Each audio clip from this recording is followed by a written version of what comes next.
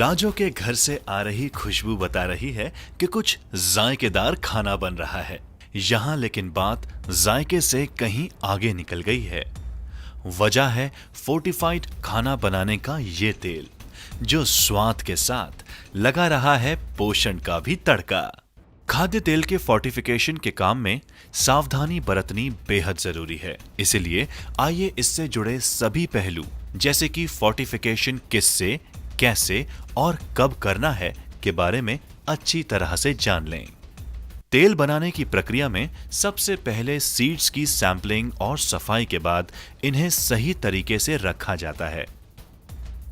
इसके बाद solvent extraction या क्रशिंग कर इनमें से तेल निकाला जाता है। फिर बारी आती है डीगमिंग और रिफाइनिंग की। दुर्गंध रहित इस तेल को अब ठंडा होने के लिए छोड़ा जाता है। तेल के ठंडे होते ही तय प्रक्रिया के तहत इसमें एंटीऑक्सीडेंट्स मिलाए जाते हैं। बस ये ही सही समय है फोर्टिफिकेशन का। खाद्य तेल में फोर्टिफिकेशन के लिए प्रीमिक्स को वाटर बाथ में 40 से 45 डिग्री तक गर्म किया जाता है। 5 मीट्रिक टन खाद्य तेल को फोर्टिफाई करने के लिए 100 ग्राम प्रीमिक्स की जरूरत होती है। आवश्यकता अनुसार प्रीमिक्स और तेल को 1:50 में मिलाकर प्री ब्लेंड बनाने के लिए इसे कुछ समय चर्निंग या विटामिन टैंक में मिलाया जाता है। यहां से इसे स्टोरेज टैंक में रखे तेल के साथ 30 से 40 मिनट तक मिलाया जाता है। अब तैयार है फोर्टिफाइड तेल। ये समय है टेस्टिंग सैंपल लेने का। सैंपल लेने के साथ ही इसके लेबल पर सैंपल का नाम, दिनांक, समय, बैच नंबर, नमूने की मात्रा आदि की जानकारी और गुणवत्ता अधिकारी के हस्ताक्षर होने चाहिए। इस सैंपल से विटामिन्स के क्वालिटेटिव और क्वांटिटेटिव टेस्ट्स किए जाते हैं। सबसे पहले करते हैं क्वालिटेटिव टेस्ट, जिसे रिंग टेस्ट भी कहते हैं। इसके लिए एक टेस्ट ट्यूब में 10 मिलीलीटर एंटीमनी ट्राई क्लोराइड के घोल में टेस्ट ट्यूब की दीवार के साथ 7 से 15 मिलीलीटर फोर्टिफाइड तेल डाला जाता है। घोल और तेल के इंटरफेस पर बनी नीले रंग की रिंग तेल में विटामिन ए की उपस्थिति का संकेत देती है। यह नीला रंग केवल कुछ ही समय के लिए इंटरफेस पर विकसित होता है। फोर्टिफाइड तेल में विटामिन्स की वास्तविक मात्रा को जानने के लिए क्वांटिटेटिव टेस्ट के लिए 500 ml सैंपल को NABL अधिकृत प्रयोगशाला में भेजा जाता है।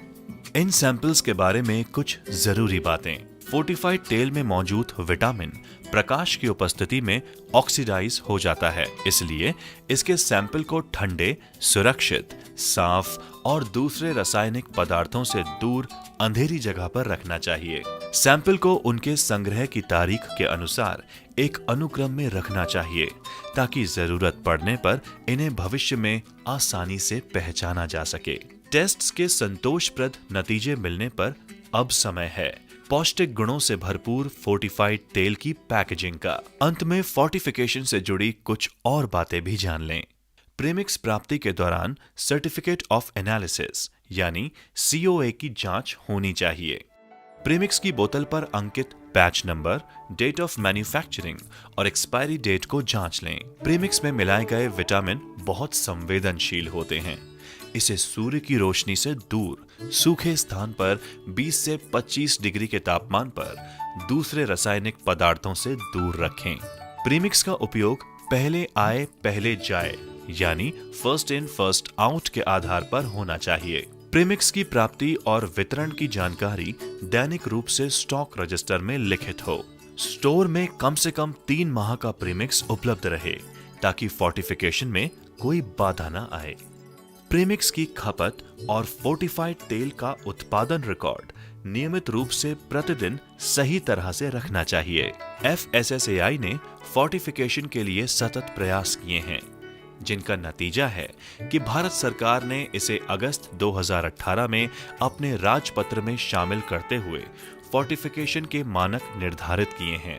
मानकों के अनुसार 1 ग्राम तेल में विटामिन ए की मात्रा 6 से 9.9 माइक्रोग्राम और विटामिन डी की मात्रा 0.11 से 0.16 माइक्रोग्राम है। फोर्टिफिकेशन का ये लोगो गारंटी है पोषक तत्वों से भरपूर खाद्य तेल की।